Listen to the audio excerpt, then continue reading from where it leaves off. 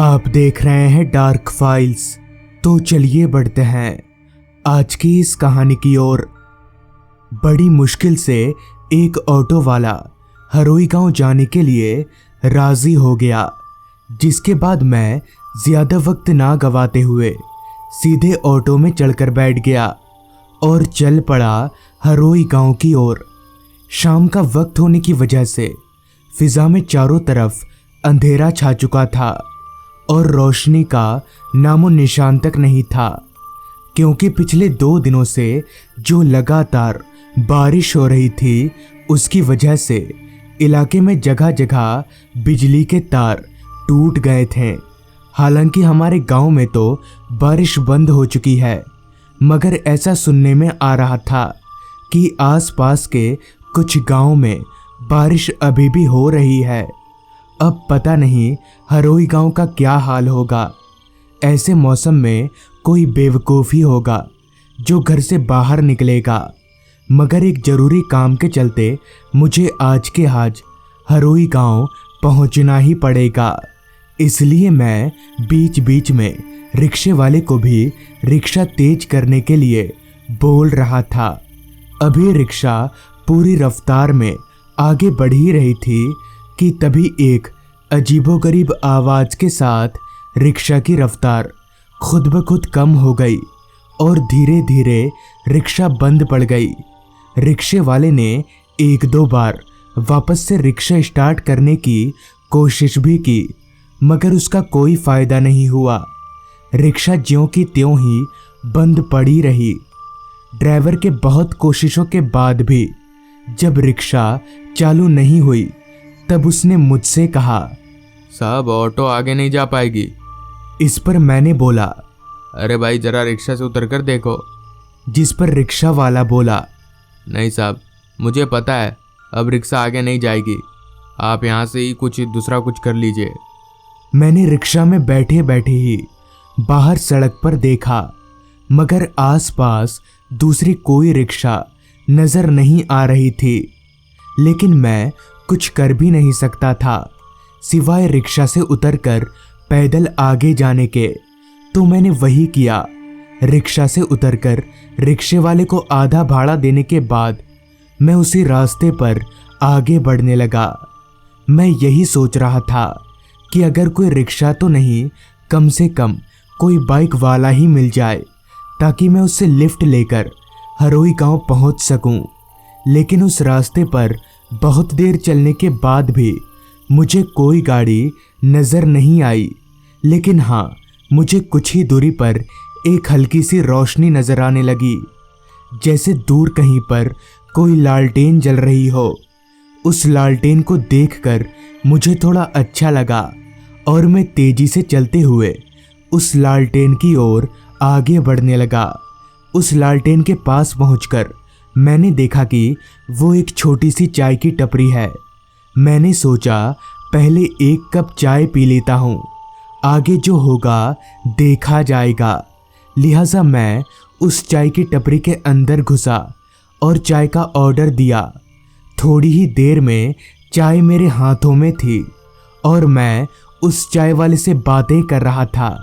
मैंने उस चाय वाले से पूछा, भाई साहब यहाँ से हरोई गांव जाने का क्या साधन है?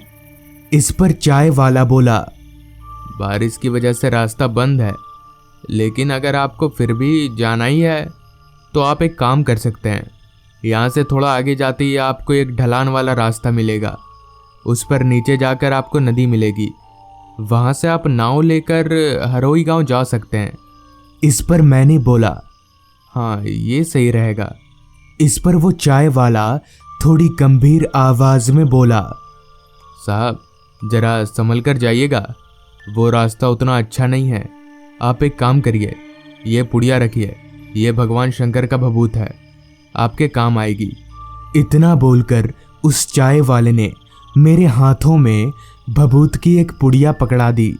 मैंने भी बिना किसी अगर मगर के उस पुड़िया को अपने पास रख लिया और उस चाय वाले को चाय के पैसे चुकाकर आगे की ओर निकल पड़ा। रास्ता अभी भी उसी तरह से वीरान पड़ा था। ना तो कोई आदमी नजर आ रहा था और ना ही कोई गाड़ी। सब कुछ जैसे खामोशी में डूब गया हो। शायद थोड़ी देर पहले ही यहाँ बारिश हुई थी, जो रोड शायद अभी तक भींगी हुई है। मैंने एक नज़र आसमान की ओर देखा तो आसमान में अभी भी काले बादलों का जमावड़ा था। चलते चलते अब मैं उस चाय की दुकान से काफ़ी दूर निकल आया था। तभी मुझे रोड के बगल से एक ढलान वाला रास्ता नज़र आया। लिहाजा मैं रोड से नीचे उतरकर उसी रास्ते पर आगे बढ़ने लगा। रास्ता जंगलों के बीच से होकर जाता था और देखने में बड़ा डरावना लग रहा था। घने जंगलों की वजह से उस रास्ते पर रोशनी एकदम नहीं थी। वो तो अच्छा हुआ कि मैं अपने साथ एक टॉर्च लेकर निकला था, वरना पता नहीं आज क्या होता। खैर, अभी मैं आगे बढ़ ही रहा था कि तभी मुझे किसी के रोने की आवाज़ आने लगी। उस आवाज़ को ध्यान से सुनने पर ऐसा लगा जैसे कोई बूढ़ा आदमी रो रहा हो, और वो आवाज़ मेरे बहुत करीब से ही आ रही थी। मैंने एक दफ़ा टॉर्च घुमाकर अपने चारों तरफ देखा, मगर मुझे कोई आदमी नहीं दिखा।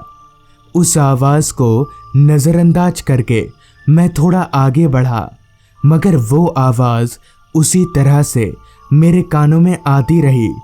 मैंने फिर टॉर्च घुमाया तो इस बार मुझे रास्ते के किनारे एक बूढ़ा आदमी नजर आया। वो आदमी रास्ते के किनारे बैठकर रोए जा रहा था। मुझे ये देखकर काफ़ी हैरानी हुई कि आखिर ये आदमी इस रास्ते पर ऐसे बैठकर क्यों रो रहा है। कहीं इसे कोई मदद तो नहीं चाहिए। यही सोचकर मेरे पैर वहाँ अपने आप ही रुक गए और मैं टॉर्च मारकर उस बुजुर्ग आदमी को देखने लगा। इससे पहले कि मैं उस बुजुर्ग आदमी से कुछ बोल पाता, उस बुढ़े ने, जो थोड़ी देर पहले तक अपना सिर झुकाकर रो रहा था, उसने अपना सिर एकदम से ऊपर उठाया तो उसका चेहरा देखकर मेरे पैरों तले ज़मीन निकल गई, क्योंकि उसका चेहरा बहुत ज़्यादा डरावना था। उसकी आंखें बिल्कुल सफ़ेद और बाहर निकली हुई थीं। ये देखकर अभी मैं वहाँ से भागने ही वाला था कि तभी उस बुजुर्ग ने एकदम से मेरा पैर खींच लिया और मुझे एक पैर से घसीटकर कहीं ले जाने लगा। तभी मैंने अपने जेब से भभूत की वो पुड़िया निकाली और उस भूत के ऊपर फेंक दिया, जिससे वो भूत पता नहीं कहीं गायब हो गया। जिसके बाद मैं भागकर सीधे उस चाय की दुकान पर पहुंचा। तो इस तरह से उस रात मेरी जान बच गई। तो दोस्तों, ये थी आज की कहानी। अगर आपको ये कहानी अच्छी लगी हो तो चैनल को ज़रूर सब्सक्राइब कर लें। तो मैं आपका दोस्त आर्यन जल्द ही मिलूँगा आपसे ऐसी ही एक कहानी के साथ।